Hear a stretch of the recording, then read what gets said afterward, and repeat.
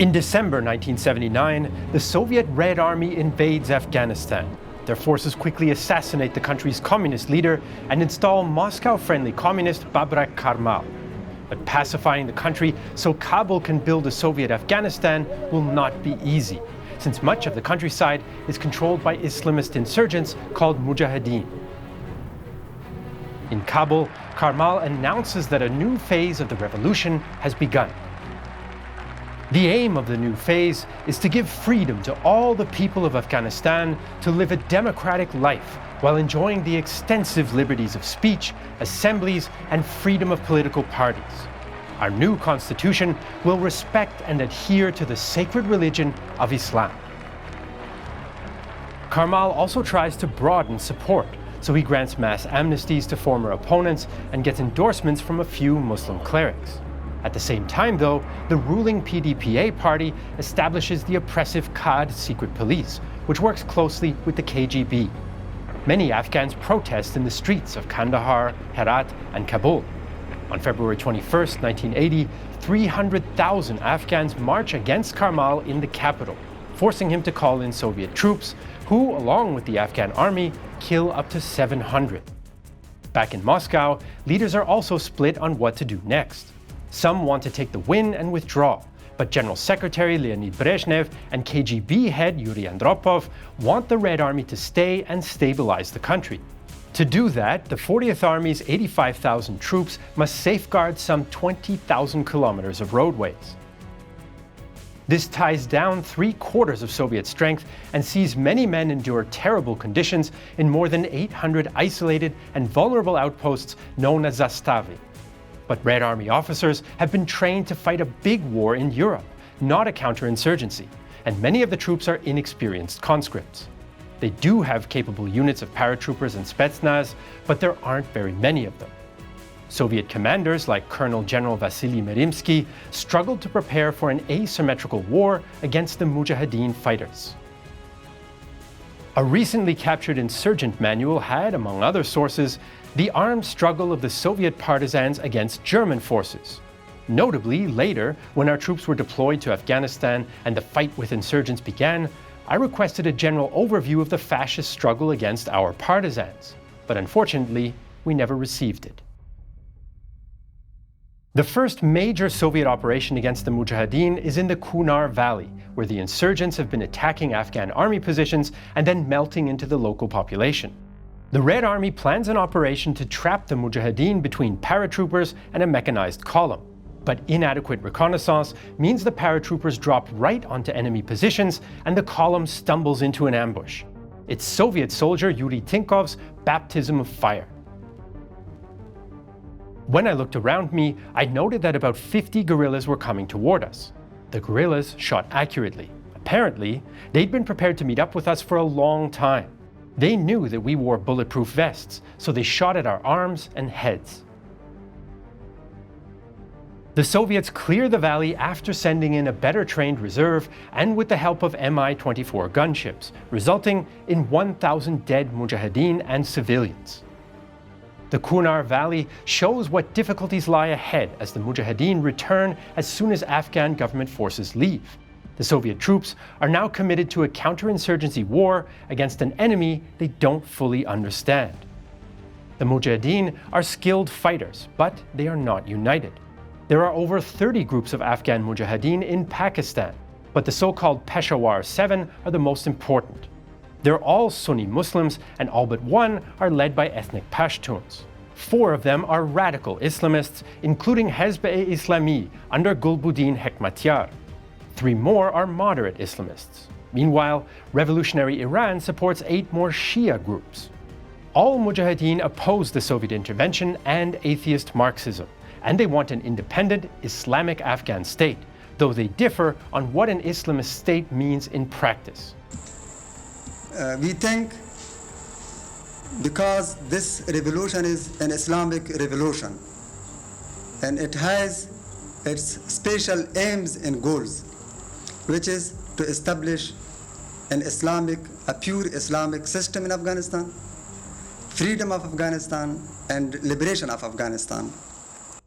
For Pakistan's military dictator Zia-ul-Haq, the Soviet invasion is a chance to extend Pakistan's influence. A friendly Afghanistan, he hopes, might be the first step in a regional Islamic confederation to confront India. Zia also wants to break the country's diplomatic isolation after the execution of the former president and Pakistan's pursuit of nuclear weapons. Pakistan's intel service, the ISI, used radical Mujahedeen like Hekmatyar to achieve Zia's goals. Pakistan quickly becomes the supply base for Mujahedeen and controls which groups receive the incoming international support. The US sees the Soviet presence as part of a bid for Cold War global influence, so it provides limited financial and small arms support to the Mujahedeen. China fears the USSR, so it sends weapons, as does Egypt. Saudi Arabia fears Shia Iran, so it matches the money sent by the CIA. The UK supports US policy opposing the Soviets, and intel agency MI6 is active in Afghanistan. MI6 Far East controller Jerry Warner briefs one of his officers. "I want you to go to Afghanistan and find Napoleon when he's still an artillery officer." So the Mujahedeen are divided but benefit from foreign help. The British support Ahmed Shah Massoud, a Tajik commander of the Jamiat-e-Islami group in the Panjshir Valley. Massoud's approach to resistance goes beyond ambushes, as he explains to a French journalist. "First, we have not got enough weapons. Second, we have to ensure that enough people are available to run the economy, the farms, and the administration. There's a role for everyone. However, if it really comes to the crunch, then everyone will be ready to fight. We had women firing guns at the enemy during Russian attacks." The Panjshir Valley is close to the vital Salang Pass tunnel, and 3 major operations in April, August, and November 1980 failed to suppress the Mujahedeen there. The 40th Army focuses on operations closer to major cities, which leaves more remote areas like Panjshir to the insurgents. Some will later say this is a missed opportunity. Meanwhile, the Mujahedeen focus on hitting government supply lines. Commander Mohammed Akbar's account of his first ambush on a convoy reveals the Red Army's struggles. "We let the convoy pass, and as the end of the column reached the ruins, we started to attack. There was practically no resistance or reaction to our attack from the column. Even the APCs which were escorting the column were passive. We left our positions and started moving up the column, firing as we went, and damaged or destroyed almost all the vehicles. We had no casualties." Mujahedeen attacks also highlight the weakness of the Afghan army. It suffers from a lack of training, low morale, an officer corps divided between the 2 communist factions, and desertions. Kabul tries to increase recruitment and reform discipline, but makes little progress. By the end of 1980, only 30,000 of 100,000 DRA troops remain, and deserters often bring their heavy equipment over to the Mujahedeen. After 1 year of war, 1,500 Soviet troops are dead, and the Mujahedeen still control much of the country. But the insurgents are still divided and are not acting strategically, which gives Moscow the chance to rethink its war in 1981. The 40th Army swaps tank and anti-air units for more infantry and plans to make better use of air power, especially helicopters. They also try to force civilians out of targeted areas to deprive the Mujahedeen of support. Lieutenant Colonel Agzamov describes the effects of helicopters. The forward air controller called in helicopter gunships and directed their fires. In the meantime, the trail platoon swept the western part of the village. The dismounted troopers moved under the cover of BMP and helicopter fire to carry out their mission. The enemy withdrew when faced with this decisive action. More collateral damage further alienates the population and further erodes support for the Kabul government. In August, the Soviets tried to defeat prominent Mujahedeen Zabibullah near Mazar-e-Sharif. They use air bombardments and a heli-borne assault from the rear, but the attack fails, as does another attack in the Panjshir. In many areas, though, government and Mujahedeen forces came to convenient arrangements, as journalist Mike Winchester observes at Khanabad. Provided the Afghan army and a handful of Soviet advisors stayed behind their walls, an unofficial ceasefire was observed. A regular supply of ammunition from the fort to the Mujahedeen and a flow of food in the opposite direction reinforced everyone's interest in ensuring that this happy state of affairs continued undisturbed. The Red Army plays a limited role in ground fighting in 1981 as a health crisis brings it near collapse. There isn't enough proper shelter, food, sanitation, medical supplies, or doctors, which leads to high rates of diseases like hepatitis, typhoid, dysentery, malaria, and even cholera. A Soviet nurse recalls the conditions. There were supposed to be 30 beds in the ward, but there were 300 men lying there. Typhoid fever, malaria. They were issued sheets and a blanket, and they lay on their own greatcoats on the bare ground, in their underpants with their heads shaved. And the lice poured down off of them. I'd never even imagined so many lice. Evacuation of wounded and dead Soviet troops works better. The Black Tulip transport aircraft carrying so-called Cargo 200, soldiers' bodies in zinc-lined coffins, becomes a symbol for Soviet and later Russian society.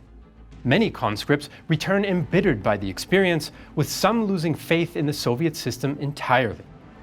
Beyond the convoy ambushes, the Mujahedeen, the KAD, and the KGB wage a war of covert operations. The insurgents assassinate PDPA and KAD officials, while Soviet and Afghan government agents infiltrate Mujahedeen groups. They even consider assassinating Pakistan's president. Math teacher Mrs. Nasiri recalls her interrogation by former students now working with the KAD. I was taken to a room where I witnessed the most horrible sight of my detention. Cut fingers, noses, ears, legs, hands, breasts, and hair of women were piled there. In one corner, a decayed corpse was lying. The smell of blood and the decayed corpse were intolerable. So the Soviets change tactics, suffer a health crisis, and the covert operations war intensifies. Still, by the end of 1981, the DRA only controls 5,000 out of 35,000 villages, no change since the previous year. 1982 sees a major escalation, with Panjshir again at the heart of the violence. Massoud's successes in the valley get attention in Western media, and his power grows along with British support. So the Soviets and DRA gather a bigger, more heavily armed force than ever before to root him out. 12,000 troops, 320 tanks, 150 guns, 100 helicopters, and 26 fixed-wing aircraft. Massoud's 4,000 men are organized into 6 Motorak mobile combat groups and 25 smaller self-defense forces, armed with AK-47s, RPGs, and Chinese recoilless rifles. On May 16th, the Soviet DRA offensive begins. Massoud knows it's coming, but he doesn't know the Soviets have stationed 600 men at the valley's exit to cut off his retreat.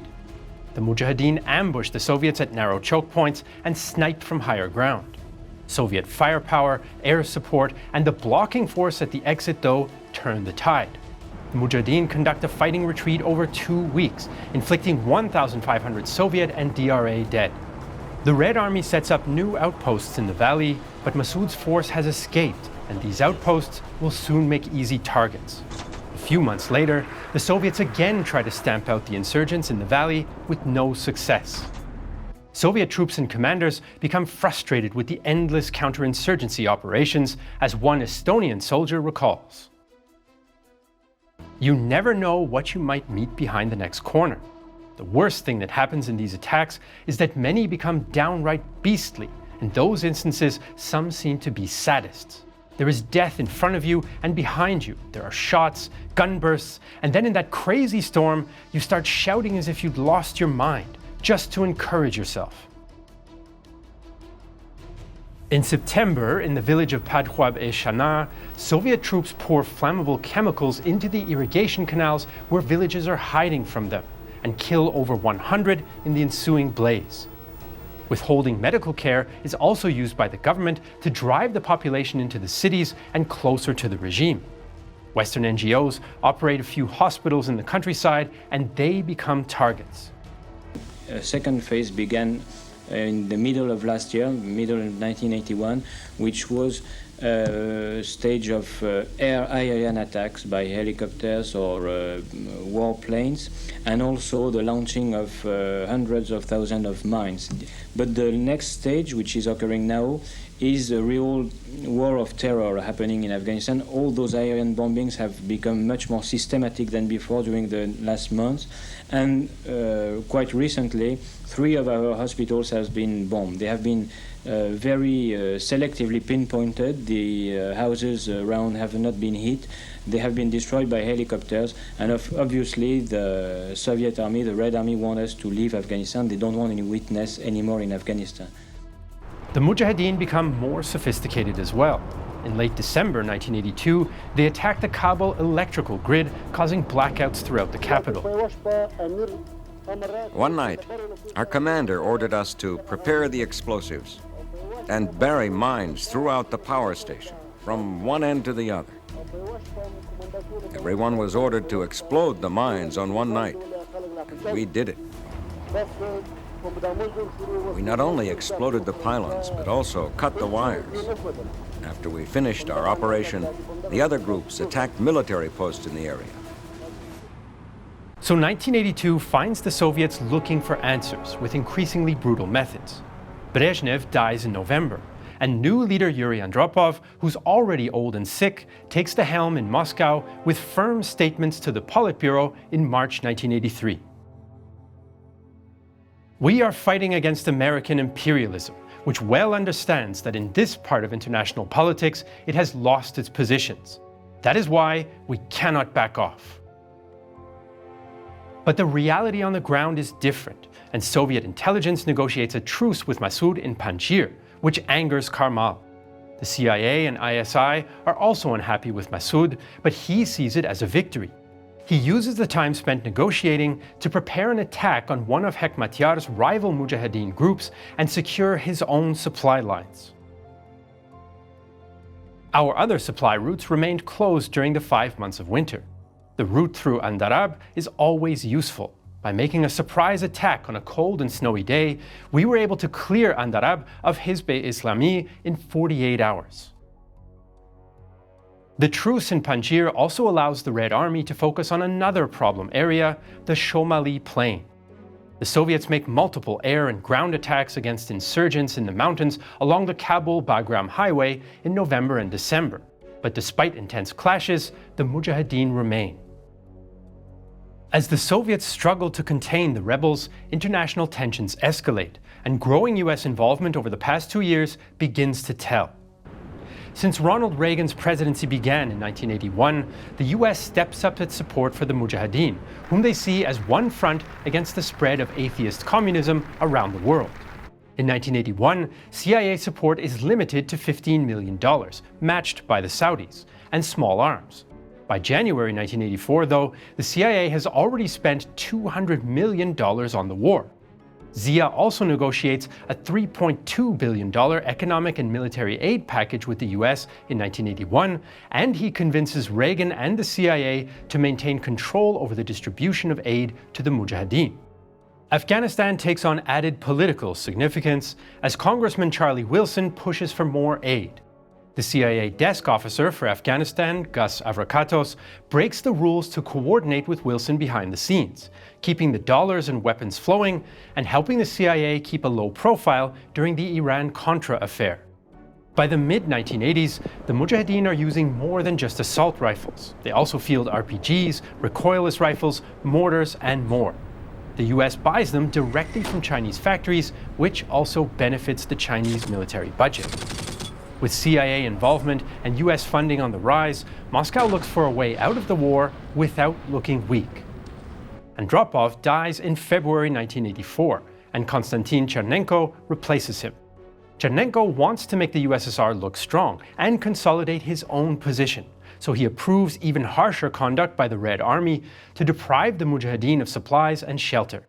Soviet troops execute more civilians, including 250 villagers in Kunduz on December 22, 1984. This escalation undermines what is left of the Soviet attempt to stabilize the country. Soviet advisor Alexander Yuryev tries to work with the Afghan Communist Youth Organization amidst the fighting in Kandahar. Kandahar is a very beautiful town, but half of it has been destroyed.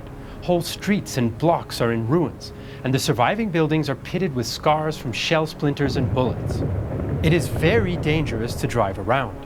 The rebels are firing from the green zone outside the city and mount ambushes inside the city itself.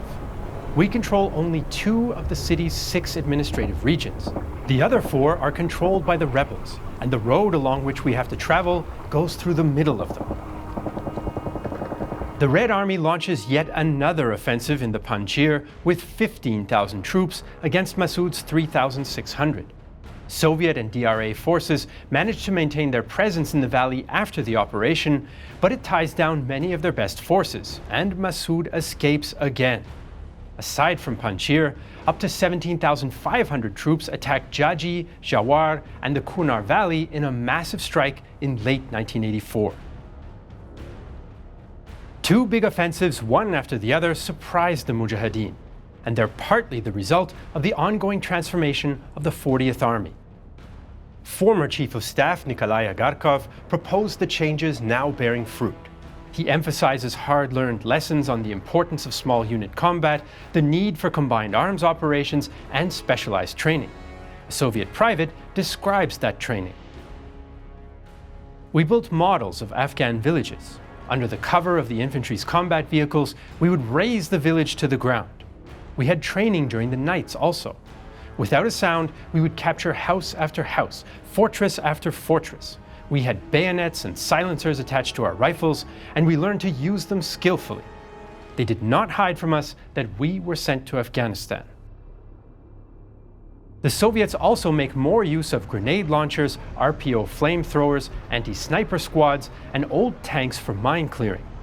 One area where the Soviets lag is helicopters. There are never enough, and flying conditions are often difficult. The Afghan army is also improving, although there are frequent misunderstandings and conflicts with the Soviets. Some of the friction is caused by one side trying to blame the other when things go wrong, while at other times, Soviet ignorance of cultural factors plays a role. The Soviet intensification of the war in 1984 does bring some regions under their control and causes losses to the Mujahedeen, but the rebels are far from a spent force and begin rocket attacks on Kabul.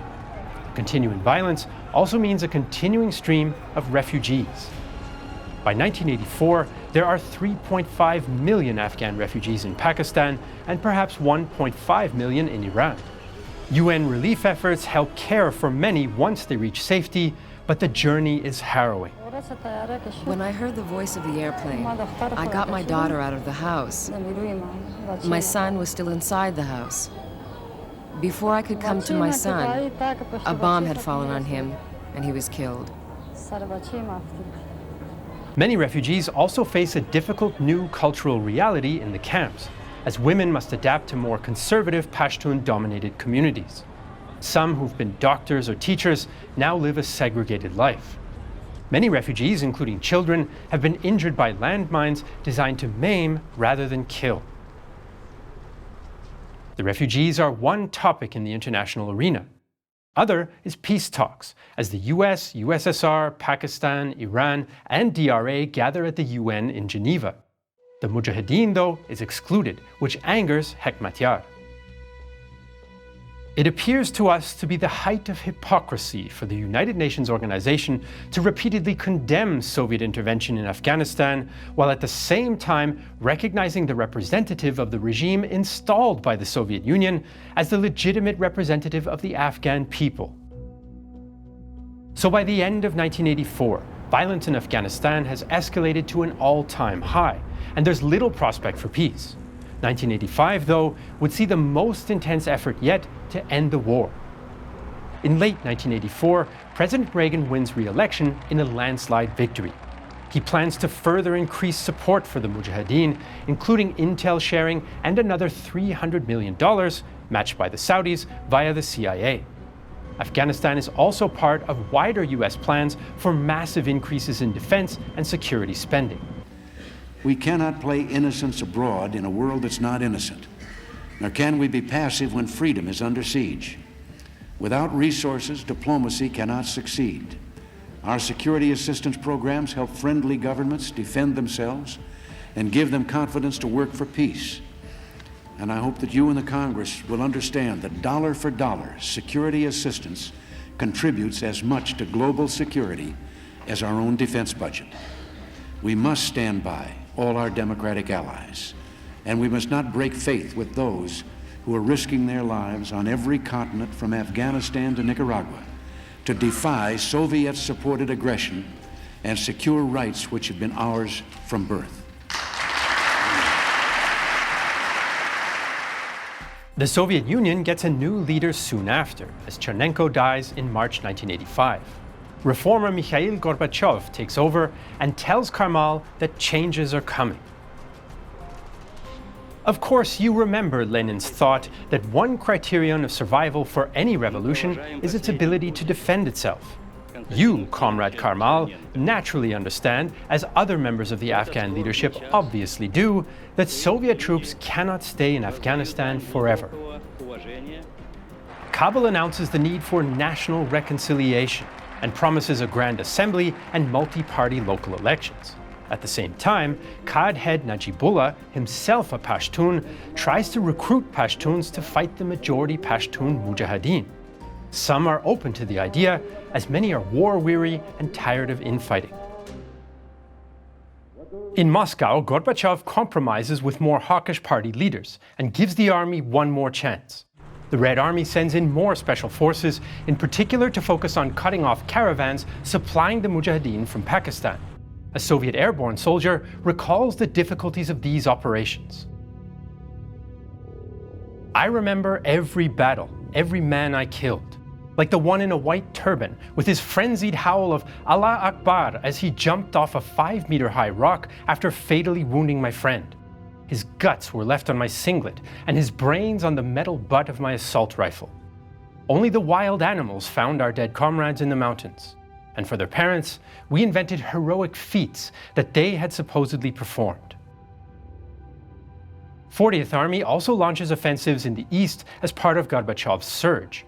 In May, Soviet and DRA troops tried to relieve the sieges of Røste, Jaji, Tani, and Barikot, with mixed results, though they do clear the Kunar Valley and reach Barikot.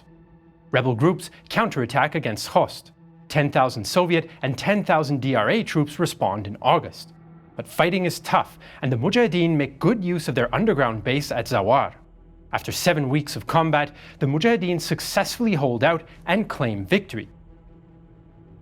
The base at Zawar shows the growing sophistication of the Mujahedeen. The Zawar base's tunnels stretched to 500 meters and contained a hotel, a mosque, arms depots and repair shops, a garage, a medical point, a radio center, and a kitchen. A gasoline generator even provided power to the tunnels and the hotel's video player. This impressive base became a mandatory stop for visiting journalists, congressmen, and other war tourists. But the attack on the Mujahedeen bases also underlines the need for more strategic cooperation amongst them.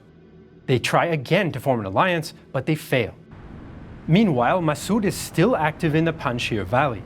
After his men kill several government officials in a raid, the Soviets and DRA army respond. Vladislav Tamarov was a paratrooper in the Panjshir. From the direction where the scout platoon had gone, we heard the heavy double echoes of an English sniper rifle. Our guys were in deep shit. Where are you? They're everywhere here. We need help. Where the fuck are you? I felt something terrible coming. My body jumped behind a big rock. Miroshnichenko fell on top of me. It felt like I was lying on top of somebody as well. The shell exploded about 7 yards from us. Thank God it was our fire. They were just a little off. 2,000 Soviet and Afghan government troops and up to 1,000 Mujahedeen are killed in one of the longest and bloodiest battles of the Soviet-Afghan War. But the 9th and last Panjshir campaign ends with no strategic change. Gorbachev's surge has failed, while Massoud builds more alliances in the region. After 6 years of war, there's no victory in sight for the USSR and DRA. The 40th Army is better at counterinsurgency operations, but despite many tactical victories, the rebels have more money and weapons than before and survive in their mountain bases. The PDPA's political reforms are also failing. They cannot win over the traditionalists or Islamists, the economy is in ruins, and the refugee crisis is growing. Afghanistan scholar William Maley notes, underlying all this discussion, however, is a pervasive political reality, that the Soviet-Afghan war was not constituted by a string of decisive events, an Austerlitz, a Waterloo, a Stalingrad, a D-Day, or a Hiroshima, but rather by a hard grind of medium-intensity engagements, none capable of offering decisive strategic victory to either side, but which had a massive cumulative effect, most importantly in the minds of a changing Soviet leadership cohort. Gorbachev wants to focus on domestic reforms and looks for an honorable way out, but the war will not end anytime soon. Afghanistan was but one of the many front lines in the Cold War in Asia in the mid-1980s. At the far eastern border of the USSR, the aging Kim Il-sung still ruled North Korea, not too different from the geriatric Soviet leadership in the early 1980s. If you want to learn more about the history of Kim Il-sung, you should check out the newest episode of Mad Kings by Real Life Lore. Mad Kings is one of many exclusive documentary series on Nebula, a streaming service we're building together with other creators. If you go to nebula.tv/realtimehistory, you can get an entire year of Nebula for just $30. That's 50% off over the normal price during the holidays. On Nebula, you can watch Mad Kings, exclusive documentaries from us at Real Time History, like Red Atoms, the story of Chernobyl and the Soviet nuclear program, and all our regular videos ad-free. Nebula is available in 4K resolution in your browser, on your smartphone, smart TV, or streaming box like Apple TV or Roku. Right now, you can also get the Nebula Lifetime membership. Pay once and get access to everything Nebula has to offer for as long as you and Nebula exist. The Lifetime membership allows us to invest in more original content and improve the platform for everyone. 1/3 of your Lifetime membership will also support us here at Real Time History directly. Again, that's nebula.tv/realtimehistory for a great deal that also supports this channel. We want to thank Sofia Shirogorova for her support with this documentary. If you want to learn more about the start of the Soviet-Afghan War, check out our previous video about that. As usual, you can find all the sources for this video in the description below. I'm Jesse Alexander, and this is a production of Real Time History, the only history channel that has a VHS player in its underground base.